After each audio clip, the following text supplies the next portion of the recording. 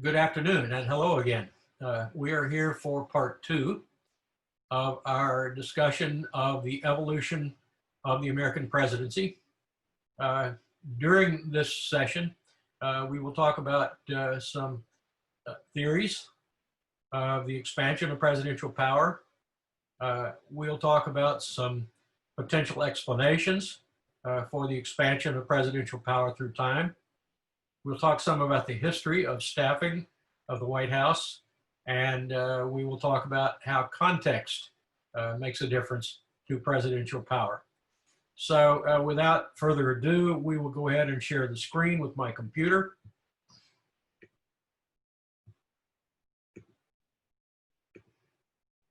As you can see, the title of this session is The Evolution of the Presidency, Part 2. So we start with some theories of presidential power. The president was largely and significantly subservient to the Congress during most of the 18th and 19th centuries. Presidents mostly viewed their role as just to carry out the policies and the laws that were promulgated by Congress and to strictly abide by the Constitution, strictly constructed. This viewpoint of presidential power has been called the strict constructionist or constitutional view of presidential power.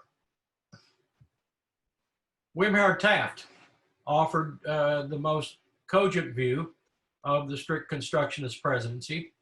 He stated, "The true view of the executive function is, as I conceive it, that the president can exercise no power which cannot fairly and reasonably be traced to some specific grant of power or justly implied and included within such grant as proper and necessary to its exercise.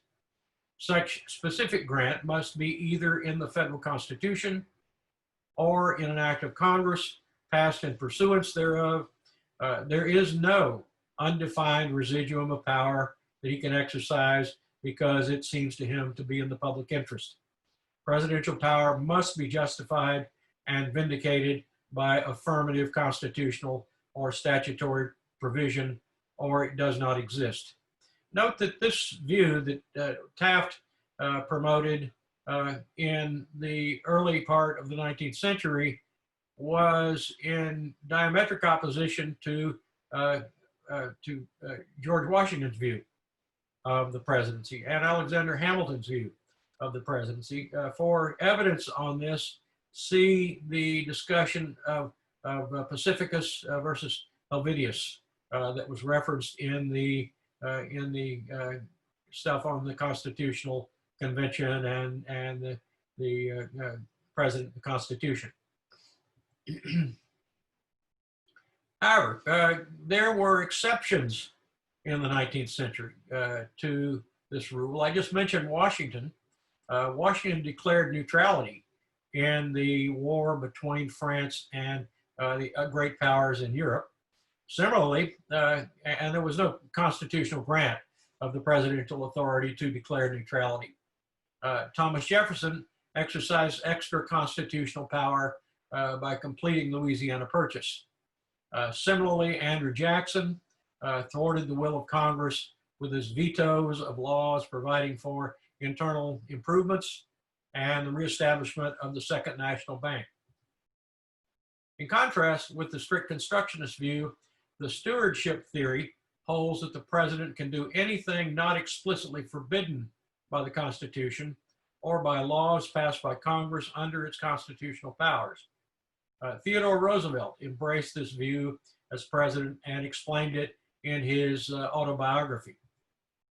He stated, "My view was that every executive officer, and above all, every executive officer in high position was a steward of the people, bound actively and affirmatively to do all he could for the people. I declined to adopt the view that what was imperatively necessary for the nation could not be done by the president, unless he could find some specific authorization to do it. My belief was that it was not only his right, but his duty to do anything that the needs of the nation demanded, unless such action was forbidden by the Constitution." So we see here a view of what presidential power is that is in conflict with the strict constructionist view of the of presidential power. This view that we just espoused is more consistent with that of Washington and Jefferson and Jackson and indeed Lincoln, though we'll see in a moment that Lincoln differed significantly from this view. He went much further. Or by the laws, and this is continuing Theodore Roosevelt, under this interpretation of executive power, I did and caused to be done many things not previously done by the president and the heads of the department.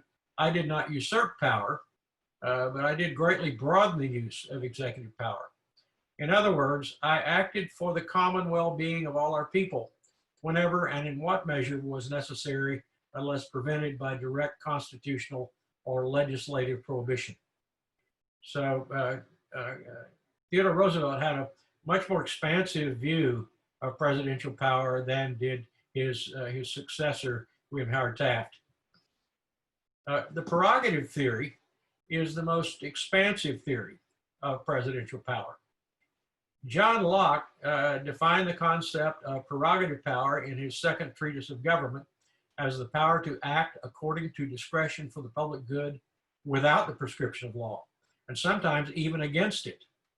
So the prerogative theory not only allows presidents to do anything that is not forbidden by the Constitution and laws, but it allows them to do things that are explicitly forbidden when it is in the national interest. Abraham Lincoln exercised such prerogative power at the onset of the Civil War. This period has been described as a time of constitutional dictatorship by historians. Lincoln unilaterally called up the militia and volunteers. Remember from our earlier discussions that Congress, not the president, held this authority.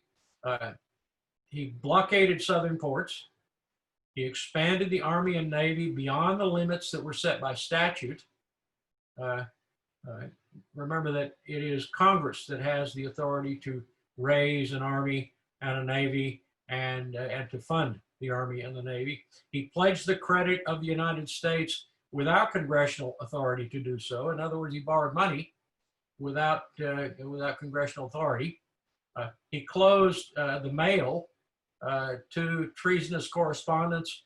He arrested persons of suspected disloyalty, and he suspended the writ of habeas corpus in areas around the nation's capital. So in other words, he suspended civil liberties. Lincoln controlled the mail and newspapers, and he confiscated the property of people suspected of impeding the conduct of the war, and even tried civilians in military courts in areas where civil courts were operating. I remember our discussion last time, we noted that the Supreme Court decision ex parte Milligan went against Lincoln in trying civilians in military courts when civilians courts were operating. To justify these actions, he appealed to military necessity, asserting that the Constitution's Commander-in-Chief Clause requiring command of the armed forces and its take care clause that the laws be faithfully executed, considering those together, were combined to create a war power for the president that was virtually unlimited. So Lincoln claimed a power as commander-in-chief that was virtually unlimited and unchecked by Congress, according to the prerogative theory that he espoused. Presidents since Lincoln have uniformly exercised prerogative powers during wartime. For example, Woodrow Wilson nationalized the railroads, the maritime shipping industry, and the coal industries. He also suppressed the press and pressed Congress to pass the Espionage Act and the Sedition Act of 1918. Under this law, he jailed socialist Eugene Debs simply for opposing the war. In other words, he limited Eugene Debs' free speech. He opposed the war and he jailed him for this under the Espionage Act. Franklin Roosevelt exercised unilateral power during World War II.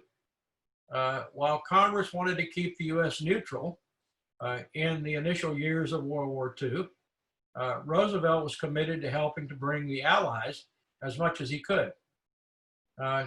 Congress passed multiple declarations of neutrality during the 1930s.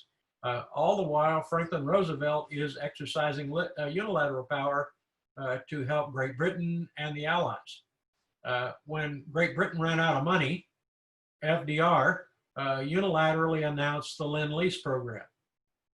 Roosevelt also entered into an agreement with Great Britain where he gave them destroyers in return for military bases. This was a blatant exercise of power that the president did not have. However, he consulted with Congress and obtained their silent approval for going forward. Later on, Congress authorized money to renovate the bases, thus giving its consent after the fact to sell warships to the British without congressional approval during World War II. So Roosevelt certainly exercised greater power than was granted to him in the Constitution or by the laws. Another example, a famous example, Roosevelt curtailed civil liberties during World War II when he interned Japanese Americans in camps on the West Coast.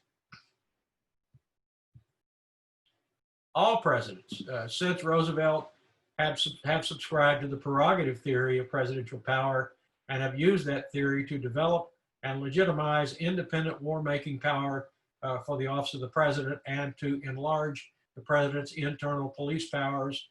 For example, the power to suppress domestic disorders.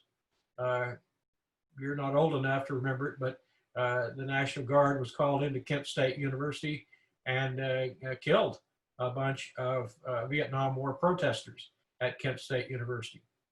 To prevent or settle nationwide industrial strikes and other labor management conflicts threatening to paralyze the economy or to jeopardize the war effort.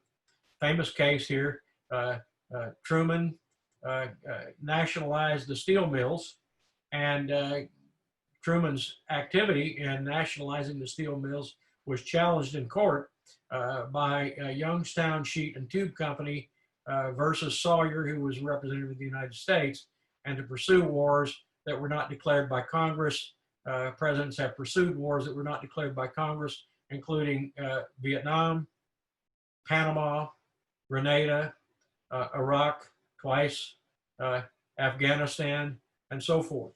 And so presidents since Roosevelt and since Lincoln, for that matter, have subscribed to the prerogative power of the president.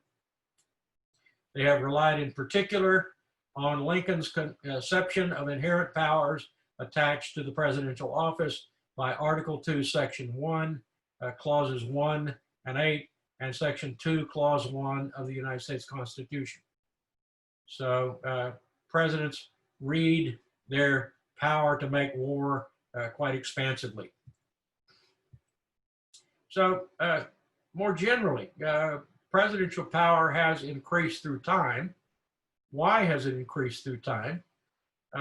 Well, obviously, given our current discussion, one explanation for why presidential power has increased through time is the many wars that the United States has been involved in. Presidents during times of war have a tendency to, as commander-in-chief, to seize power that they are not granted by the Constitution, and that has been true since, at least since Lincoln and probably before Lincoln. Other reasons why presidential power has increased through time, a larger society and economy have meant a larger government and a stronger presidency. As government has grown larger and society has expanded and the economy has expanded, we have experienced a stronger presidency. And Congress indeed has granted presidents greater authority through time with the expansion of society and the economy. And we will talk about this significantly later on. We'll talk about the president and the economy and the president and foreign policy. The growth of corporate power in the 19th century increased the need for presidential leadership. And when I say the growth of corporate power, I'm talking about monopolies and trusts. In the latter part of the 19th century, led to the passage by Congress of the Sherman Antitrust Act of 1890, which was later implemented by Theodore Roosevelt and subsequently by William Howard Taft. Roosevelt was known as the trust buster. Indeed, William Howard Taft busted more trusts than Theodore Roosevelt did. So the growth of corporate power led to a need for presidential leadership, counterbalance, if you will, to the growing power of trusts and monopolies. Changing expectations, public expectations for government and the presidency occurred after the New Deal. Before the Great Depression, the government was expected to take a hands-off view to the economy. After the Great Depression, the government and the presidency were expected to be responsible for the state of the economy. And of course, this was largely manifest through the legislation in the New Deal. Interest group demands, interest group politics meant greater demands on the presidency. If we segue forward in time, say to the late 1940s, early 1950s and 60s, we see the growth of interest group politics. As interest groups have become more powerful, they have made demands on the presidency and on Congress for that matter. Changing judicial doctrines implied by presidential policymaking. The courts, following the New Deal, they initially struck down the New Deal in 1935, and then in 1937, Franklin Roosevelt threatened to pack the Supreme Court, and this is called the switch in time that saved nine. Roosevelt threatened to pack the Supreme Court. The result was that the court backed down. Congress did not allow Roosevelt to pack the Supreme Court, but just the threat of packing the Supreme Court was sufficient to alter the doctrines of the Supreme Court. Congressional demands on the presidency. As we saw last time, Congress has been quite active in both restricting the power of the presidency as well as expanding the power of the presidency. We'll get more a taste of that, a flavor of that, when we talk about the president as an institution. In that section, we will see that the expansion of the presidency as an institution has often been at the demands of Congress. Bureaucratic inertia is another factor implying the growth of the presidency. And finally, presidents themselves have sought out increased centralization. Terry Moe is a famous advocate of this theory.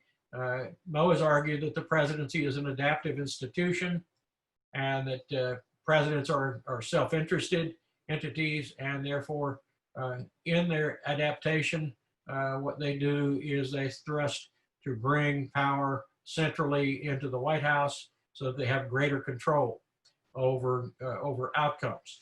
And so the president's thrust for centralization, according to Moe, is a major factor here. We can think of the presidency through time as pre- and postmodern presidencies. It can be argued that the modern presidency started in the 20th century with the Franklin Roosevelt administration. However, the date of that transition to expanded presidential power is a matter for great debate. I can make a good case that it actually started with Theodore Roosevelt with his square deal, or with Roosevelt with his new freedom. But many scholars will posit that Franklin Roosevelt marked the breakpoint for the pre- and postmodern presidencies. Four factors distinguish the modern presidency from earlier presidencies. First, a greater role in policy making. Presidents have a greater role to play in policy making with the postmodern presidency. Second, a stronger presidential relationship with the mass public. That is, presidents use the bully pulpit in order to enhance their power. You could argue that this started with Theodore Roosevelt. Third, a greater presence in the realm of international politics. In other words, the president is viewed as a world leader. You could make a good case that Theodore Roosevelt's sending the fleet on a worldwide tour marked the beginning of greater involvement of presidents in international politics. On the other hand, in the aftermath of World War II, we would have to recognize that the president assumed profound importance for the rest of the world after, in fact, we were the last man standing in World War II with the Marshall Plan, and our economy was the only one actually capable of moving forward in bringing other nations back to economic life. Okay, 4, expanded presidential staff. This fourth contributing factor that marks the difference between the modern presidency and earlier presidencies certainly did not occur until Franklin Roosevelt. Only the last of those came with the Franklin Roosevelt administration. Teddy Roosevelt was the first president since Washington to try to cultivate a direct role with the mass public. However, growth of the mass media has made that even more important. Franklin Roosevelt and radio and his fireside chats, John F. Kennedy and his television image, all of those were factors in being able to cultivate a relationship with the mass public. You could argue that to be a successful president nowadays, they have to have a good relationship with the mass media and with the mass public as a result. We will later talk at length about the importance of the mass media and public opinion to the presidency. World politics. Teddy Roosevelt sent the Navy on a world tour.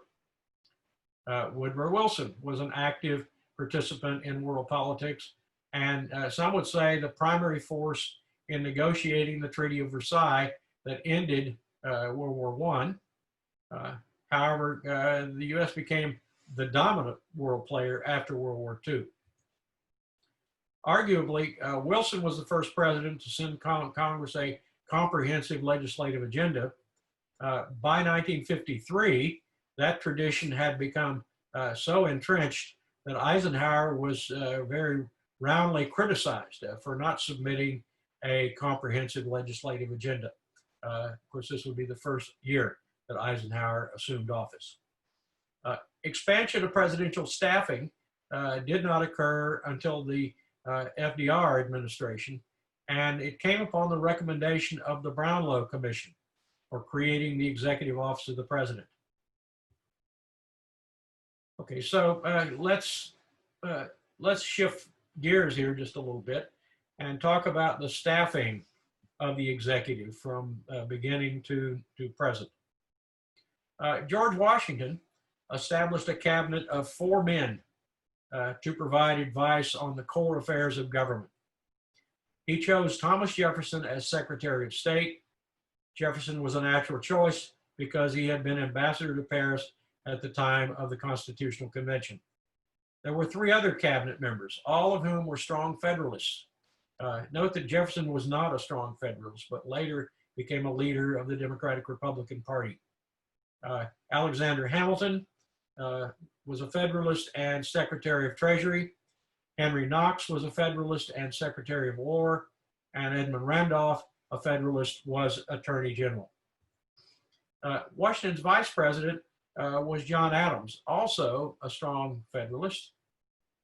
In 1791, when Washington began to leave the capital city on a basically a national tour, he instructed the vice president, the chief justice, secretaries of state, treasury, and war to consult on governmental matters during his absence. These were the primary advisors to the president, and their offices were quite small. The principal officers of each of the executive departments are mentioned in Article 2, Section 2, Clause 1 of the Constitution. However, there is no specific authorization for a cabinet in the Constitution. The presidency has evolved through time from a very tiny office with no support staff to a quite large bureaucracy, as we'll see near the end of this discussion. And I'm going to quote now from Stillman. He reports an account of a foreign visitor at the War Department. And I'm quoting the foreign visitor. This is a letter. The government officials were as simple in their manners as ever. I had occasion to call upon McHenry, the Secretary of War. It was about 11 o'clock in the morning when I called. There was no sentinel at the door. All the rooms, the walls of which were covered with maps, were open. And in the midst of solitude, I found two clerks, each sitting at his own table, engaged in writing. At last I met a servant, or rather the servant, for there was but one in the house, and asked for the secretary. He replied that his master was absent for the moment, having gone to the barber's to be shaved. Mr. McHenry's name figured in the state budget for $2,000, a salary quite sufficient in a country where the Secretary of War goes in the morning to his neighbor, the barber, at the corner to get shaved. I was as much surprised to find all of the business of the War Office transacted by two clerks as I was to hear that the secretary had gone to the barber's. Of course, this is someone who is visiting the United States from a foreign country such as France or Britain. And in France and Britain, they had quite a large bureaucracy associated with the War Department. For the first 75 years, Congress did not even provide the president with secretarial support. Presidents wrote their own speeches, answered their own correspondence. Most employed aides and paid them out of their own pockets. Frequently, they were related to the president. They were usually young and undistinguished. But in 1857, Congress enacted a special appropriation for a personal secretary to the president, but the position was of little importance at the time. In the 20th century, starting with Theodore Roosevelt, the role of secretary increased in importance. The secretary dealt with the press and planned the president's schedule. Also, the size of the White House staff started to increase. Benjamin Harrison, serving from 1889 to 1893, housed his entire staff on the second floor of the White House. Separate offices were constructed during William McKinley's administration, serving from 1897 through 1901. The West Wing of the White House was completed in 1909. This was the last year of the Theodore Roosevelt administration to house the staff. So you can see that government was quite small throughout the 19th century and even into the 20th century. Herbert Hoover doubled the number of administrative aides from 2 to 4, but he was also helped by more than 40 others, including clerks, typists, messengers, and so forth. Franklin Roosevelt expanded the administrative staff significantly further. In 1939, Franklin Roosevelt appointed the Brownlow Commission to advise the president on how to efficiently and effectively deal with the bureaucracy that had grown quite large through time. Following the Brownlow Commission's recommendation, the president created the Executive Office of the President by executive order to assist in running the government. Note that the Brownlow Commission consisted of 3 members. These were Louis Brownlow, Charles Merriam, and Luther Gulick. All 3 were prominent political scientists of the time. And if you go there, you'll discover that each of them in turn was a president of the American Political Science Association. This was the one and only time in American history when political scientists have had an opportunity to have a big impact on the form of the federal government. And again, these were very prominent officials of the Roosevelt administration. Some of the most important Brownlow Committee recommendations were that they were to create presidential aides to deal with administrative tasks assigned to the president. The Brownlow Committee's report also suggested that the president should have direct control over the administrative departments. In its third suggestion, the committee said that the managerial agencies, that is the Civil Service Administration, the Bureau of the Budget, and the Natural Resources Board should be part of the Executive Office of the President. And you can read more about the Brownlow Committee report by clicking the hot link that I have here. Only 2 of the committee's recommendations were adopted by Congress through the Reorganization Act of 1939. However, the act gave President Roosevelt executive authority to make changes so that most of the various agencies and government corporations were organized within various cabinet level departments, greatly improving accountability among the various agencies. By executive order, note that this is not by Congress, but by executive order, the president acted to create the Executive Office of the President and also created an advisory group of 6 executive level assistants. So last time we talked about the expansion of the presidency and we noted that it can be expanded by law or by statute or by Congress. We also noted that it can be expanded by executive order. Both are formal and legitimate means of altering the presidency. And so you can see that that Roosevelt had a little blend of both Congress and the executive, altering the form of the White House. And note here that this is the creation point of the EOP, the Executive Office of the President, which still exists today.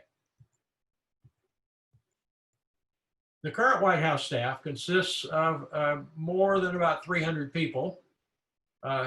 See who these people are right now by clicking this link.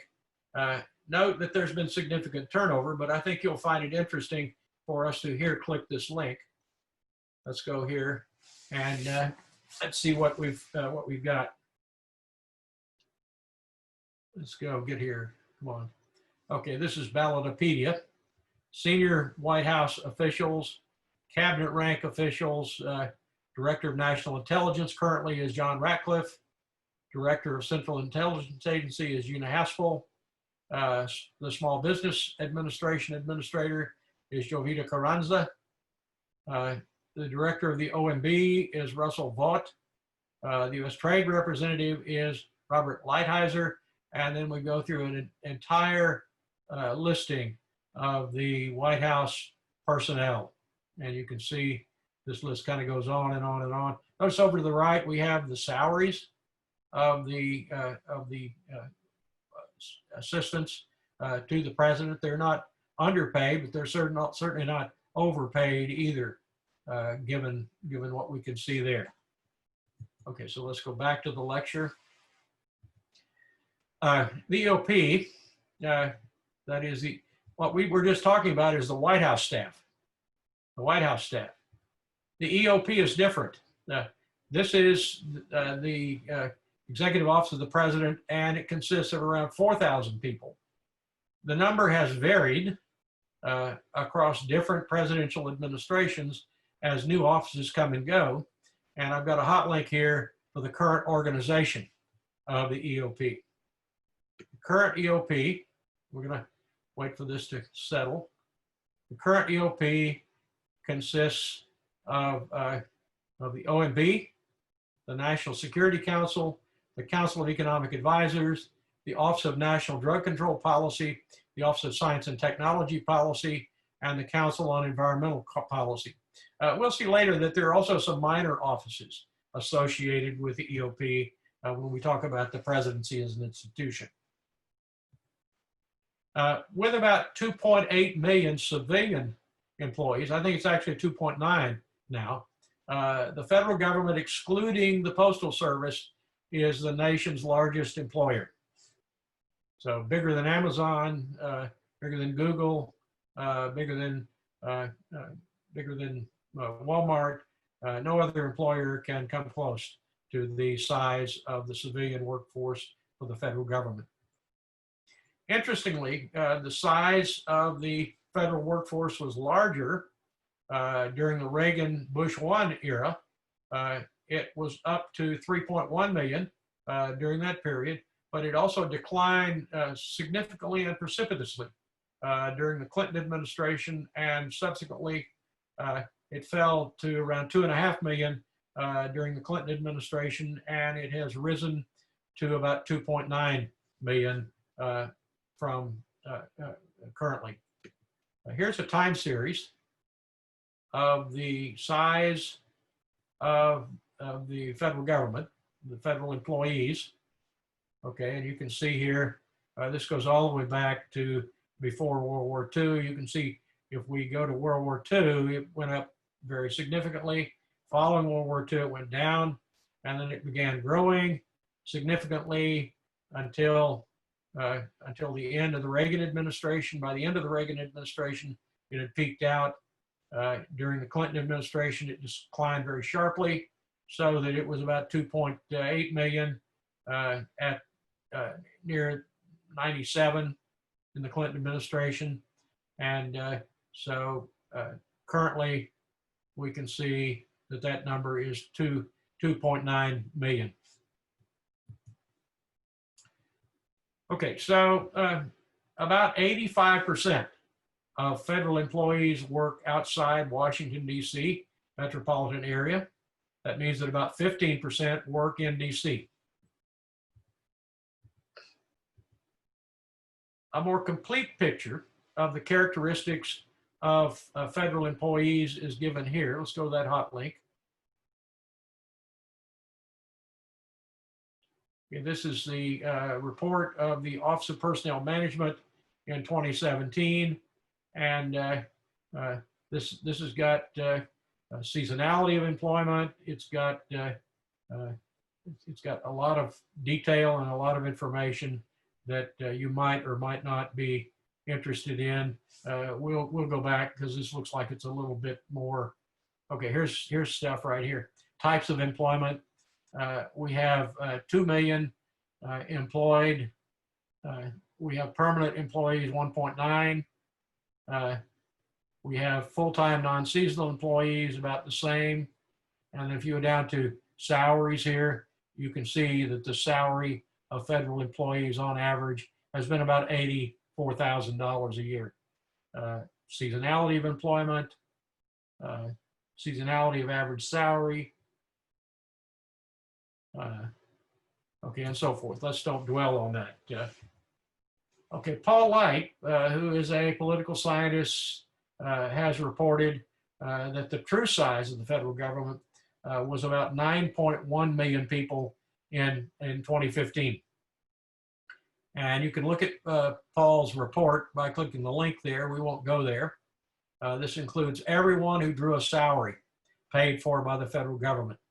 That included the Postal Service, 584,000, the military, 1.384 million, contractors for the federal government, 4.845 million, and grantees, 2.344 million. And among those grantees would be yours truly, having been a recipient of federal grants associated with my work. If you go to my Vita, you can see the grants that I've had and their size and what the purpose was and so forth. Note that this figure does not include state and local employment mandated by federal law. Of course, again, also this report by Light was about 5 years ago. And so what is it now? It probably hasn't changed very much, but it would be worth looking at. At this link, you can see the current organization of the entire federal government, of which the presidency is a part. Let's just go there briefly. We won't stay there long.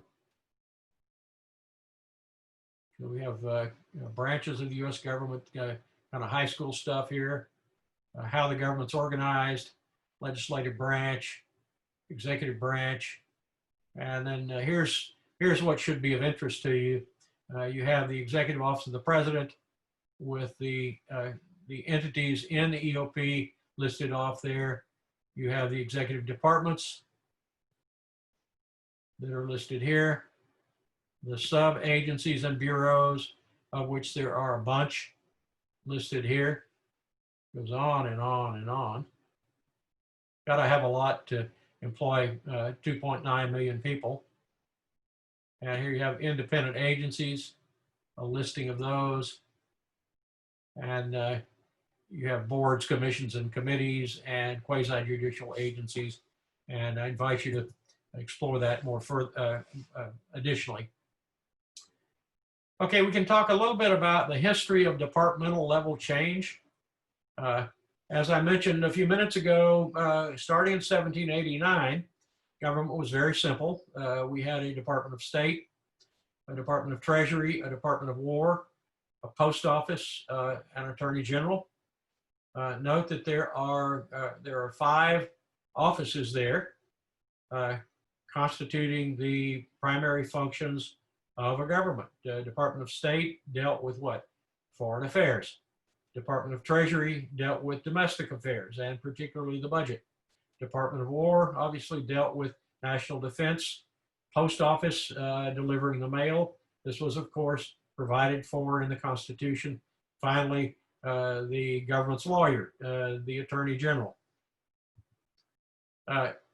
The Department of the Navy, though there's some controversy about this, we talked last time how during the Washington administration, there was legislation enabling a Navy, but the Department of the Navy actually did not come into existence until 1798 during the Adams administration, when Adams persuaded Congress to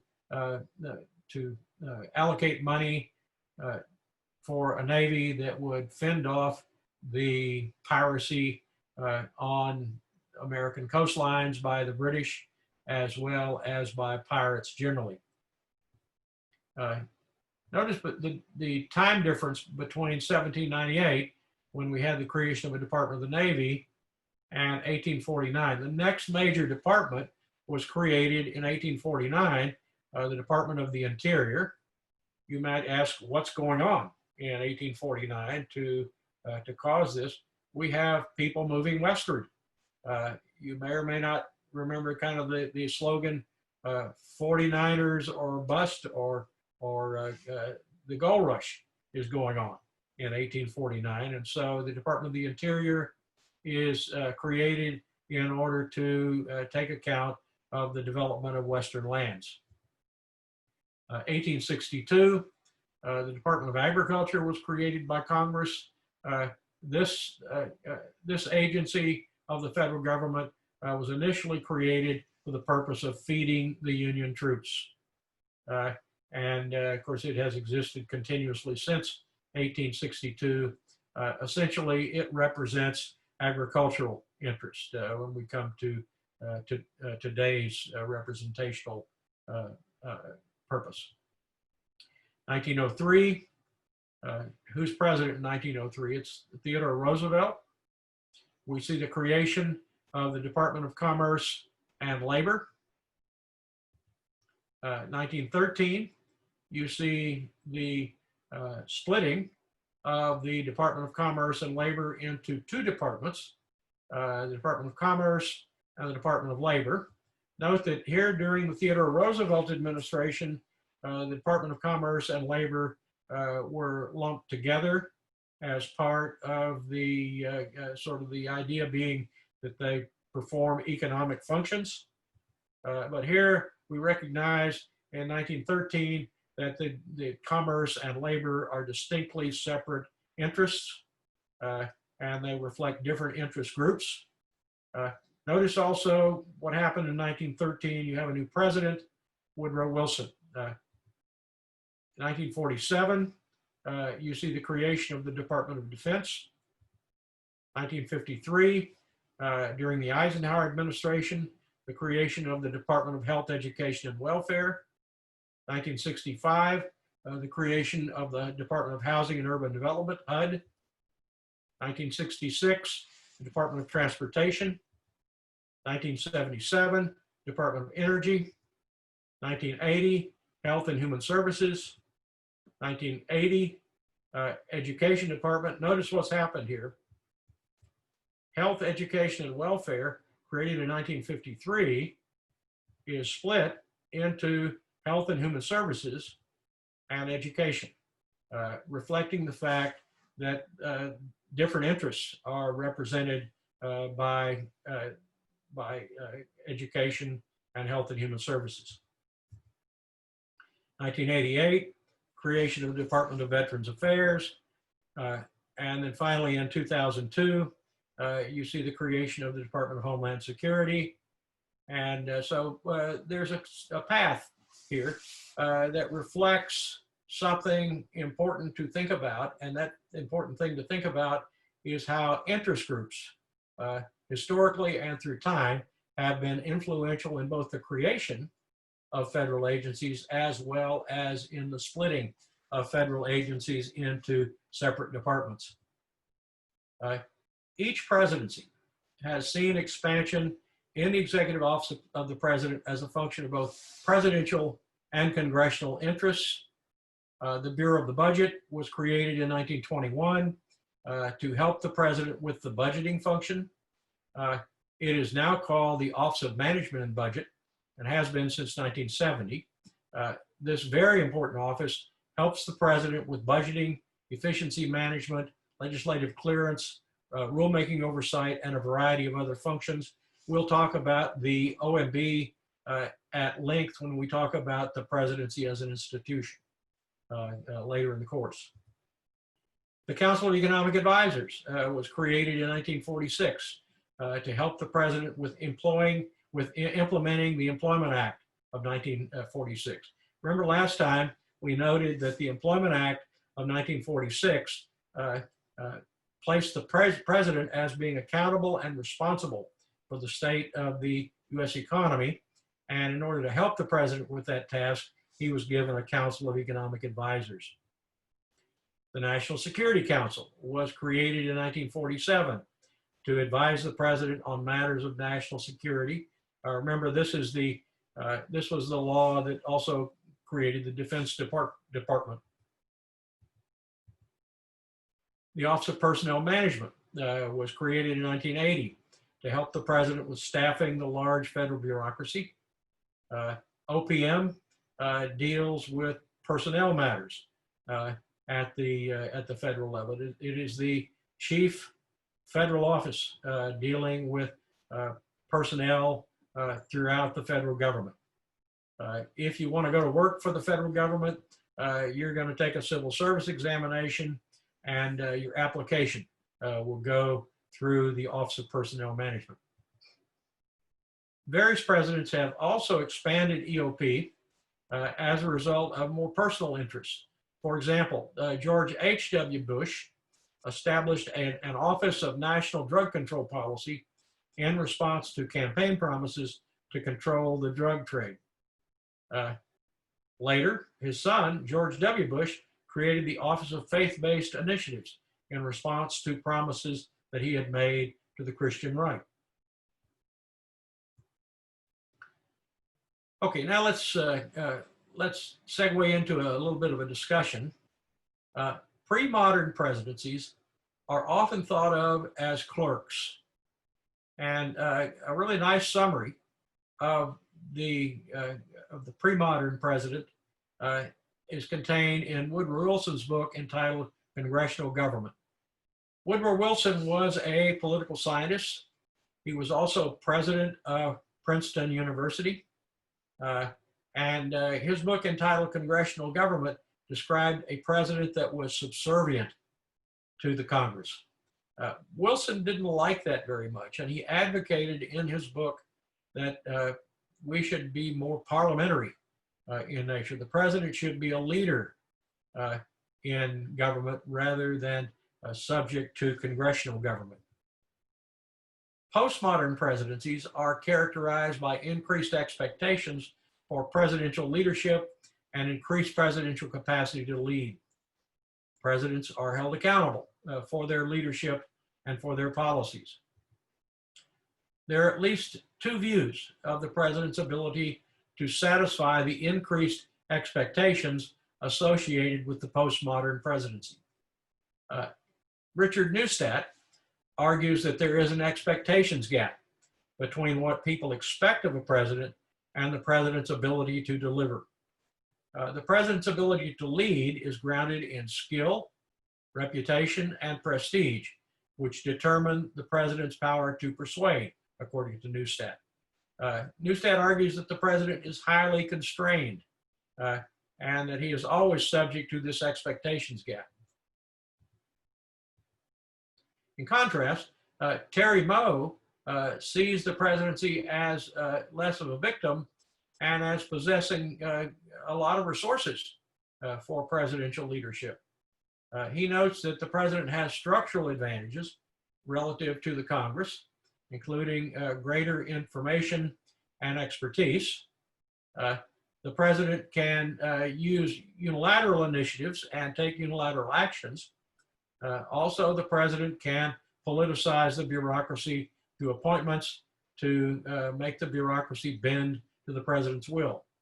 The president also has centralized decision-making processes, and it's centralized to the White House. The president also centralizes decision-making to the OMB through such functions as regulatory review.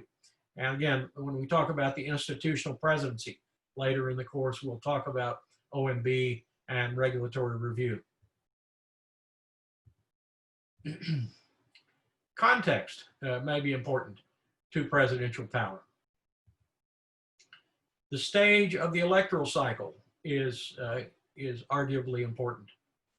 Power and the ability to accomplish things is greater at the beginning of the president's term. Presidents experience a so-called honeymoon effect. They need to hit the ground running in order to be able to accomplish things. Congressional elections impede presidential power as members of Congress become more responsive to constituents.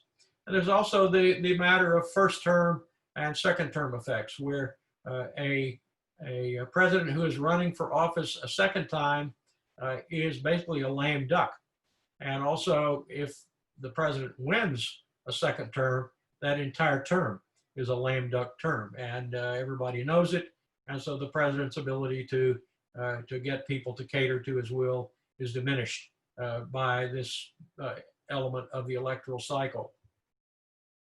Steve Skowronek suggests that there is a concept that crosses multiple administrations, independent of what we just described, called political time. And political time relates to the alignment of forces facing the president and his relationship to those forces. He categorizes presidencies as one of four types. These are Reconstruction presidencies, articulation presidencies, disjunctive presidencies, and preemptive presidencies. Reconstruction presidencies, here the ruling order is vulnerable, and the president opposes that ruling order. Examples would be Jefferson, Jackson, Lincoln, and Franklin Roosevelt. Note the similarity in conditions between these four presidents. Jefferson is following on the tails of 12 years of Federalist rule. He is, in contrast, a Democratic Republican. Andrew Jackson is following on a period of rule by opposing partisans. And John Quincy Adams was earlier a Federalist who was part of those opposing partisans. Abraham Lincoln, following on the tails of multiple pro-slavery presidents, including James Buchanan. And then finally, Franklin Roosevelt, following on the tails of Warren G. Harding and Calvin Coolidge and Herbert Hoover, all of whom were sort of arch conservative presidents. Second type, according to Skowronek, is the articulation presidents. Here the ruling order is resilient and the president is affiliated with the ruling order. The president simply needs to take advantage of the facilitation that is before him. James Monroe, James Polk, Lyndon Johnson, George H.W. Bush. Note that the similarity between these is that they follow presidents who have already established an agenda. Third, disjunctive presidencies. Here the ruling order is vulnerable and the president is affiliated with the ruling order. These include John Adams, John Quincy Adams, Franklin Pierce, Herbert Hoover, and Jimmy Carter. Finally, the preemption presidencies. Here the ruling order is resilient and the president is an opponent of the ruling order. These include Tyler, Andrew Johnson, Woodrow Wilson, Richard Nixon, and finally, William J. Clinton. Okay, as you can see, we have reached the end of our prepared slides, so let's summarize and conclude here. What have we done in this session that I labeled the second part of the evolution of the American presidency? We have begun this session with a discussion of three theories of presidential power and describe those theories and describe the presidencies that have subscribed to those theories. We then moved into a discussion of the history of, of the rationale for expanding the power of the presidency. First and foremost among those rationale was the war-making power. And then we went through a fairly lengthy list of other factors that were contributing to the expansion of presidential power. Following that, we talked about the historical evolution of staffing in the federal government, bringing it up to the present. And then we talked about the different departments when they were created and the reason why they were created. And then finally, we had some discussion of various structural constraints on the presidency, concluding with the theory by Steve Skowronek. Okay, so I hope that you have absorbed all of the materials that have been associated with our lecture on the evolution of the presidency. We will indeed have a quiz over these materials, and the next time we lecture, we will be talking about political parties and interest groups. Of course, political parties and interest groups have been important since the founding, almost since the founding. Political parties started to emerge starting around 1794, 1795. They were initially organized by James Madison and Thomas Jefferson as an opposition to the governing Federalist Party. So we will resume next time with that discussion. And so with that said, I bid you all a fond adieu, and I'm going to stop the recording now.